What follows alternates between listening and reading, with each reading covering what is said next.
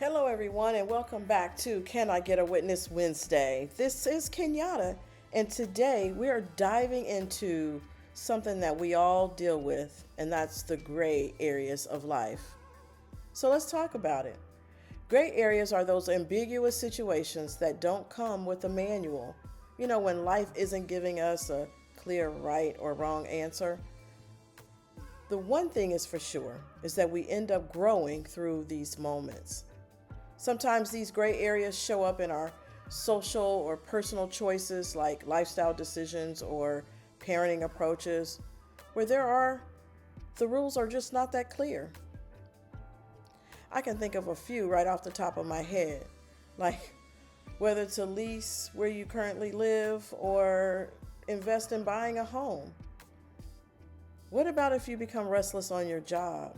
Do you stay at the job, explore another role within the job, or do you pivot to a whole different career altogether? Well, even relationships can fall into these gray areas. Do you remain in this relationship that doesn't align with your purpose or your values?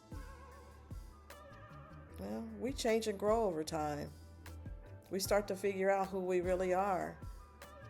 But that's a whole topic for another Wednesday. Or do you explore ways to work through the challenges of a relationship? By going to counseling and actually having a conversation with your loved one. Or let's talk about our truly single people in the room. Do you take a chance on love again? Or do you remain focused on only your own goals and your purpose? These examples require a deep and honest conversation with YOU. Can I get a witness? These conversations are not the easiest conversations to have, but they're necessary. So we have to rely on our personal judgment, our ethical beliefs, and discernment as we're navigating these gray areas.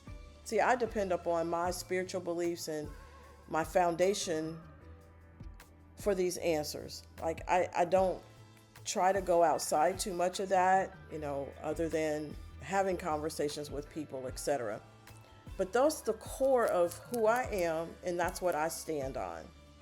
We will explore today about 4 or 5 different phases that will help you dive into and navigate these gray areas together tonight. Phase 1. What about the situation is bothering you? Is it that you're uncomfortable? Does it challenge your core values? Or are you just not being challenged at all? Sometimes we just get bored. I'd like to say, does it align with your purpose? What am I called to be or do? Does it fit along with that? These are not easy questions, but sometimes we don't want to answer the questions because we already know the answer. We don't want to ask the question because we know the answer, and we don't want to face those answers. In phase 2, let's look at identifying your needs. What do you want the end result to be as a result of this situation, right? Do you want to say, I want this outcome, or I desire that outcome out of this decision? But we have to ask, who will be affected by my decision? Is it your family? Is it your finances? In some cases, when we're leaving situations and relationships, it could be our safety. But when we say, who does this affect? It doesn't mean that you forfeit your needs and your desires or your thoughts. It's just making yourself aware of what the effects of your decision may have. Phase 3, allow yourself time to reflect. Now, in those previous phases, we are gathering data. What's going on with me? What's happening? Who's going to be affected by it? What's causing all of these emotions to pop up? But we're also considering some boundaries that we're starting to form as a result of answering some of these questions. And the boundaries sometimes will help you figure out the rest. Let's take this data and truly and honestly evaluate the situation. Are we really just projecting something right now? Is our mind open, or do we have some opportunities ourselves?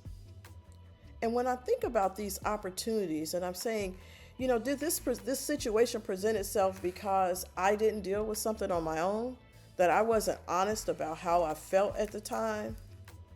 That really we're dealing with something that's internal, that's manifesting itself externally. And on this next phase, I'm going to ask in advance, can I get a witness? Is that we need to lean in on our wisdom and discernment. Listening to that small voice inside of us and leaning in to hear a word, to hear what direction I need to go. Let me see what I need to see that I'm not seeing right now. Let it be revealed to you. Sometimes the word comes when we're investing in different resources that build us up. We read an article or read a book or listen to a podcast like Can I Get a Witness Wednesday, or even a conversation with a perfect stranger. How many times have you been on the plane or sit next to somebody waiting for a table at a restaurant and you strike up a conversation? Sometimes they light a fire in you, or they reveal something that you didn't even know was in there. By using discernment, we are actually obtaining spiritual guidance and understanding. But this word I'm about to share with you is listen. Listen to your heart. Listen to your past experiences. Listen to what you believe is the right thing. Listen. Just be quiet for a moment and listen. But as a side note, many of us have the wisdom and knowledge, but we fail to execute it because we don't trust ourselves. Let's sit here for a minute. Let's stay right here for a minute and just think about the fact that we don't always trust what we know. Think about the times when you had the answer all along, but you failed to execute it when dealing with the great thing. If today you're holding back from going forward, if you're holding back from putting a stop to something that you don't want anymore, or you need to just stay in the right place and this is the place you need to be for right now, trust yourself. Set aside some space to make a mistake and to grow from it. See, this is phase number 5. And I can tell you firsthand, I did. I can tell you stories, but today again, it's not about me, it's about YOU. But what I have learned is that I needed a coach. I needed my pastor, I needed a friend, I needed a mental health coach to help me in these gray areas. There's no shame in my game. If the greatest athletes, vocalists, gymnasts have coaches, why wouldn't the greatest people here on earth who live their lives every day have one as well? Get yourself a coach. As you're growing through the gray areas of life, can I get a witness that's standing tall in this journey in between where you're going, where you are and where you're going? That's what this journey is all about, standing tall in the gray areas of going, stopping, or staying where you are. Trust yourself. Trust yourself to be flexible and open. Just trust yourself. And just remember, the hardest steps that you'll ever take are the ones that lead you back to yourself. Thank you for joining me on Can I Get a Witness Wednesday with Kenyatta.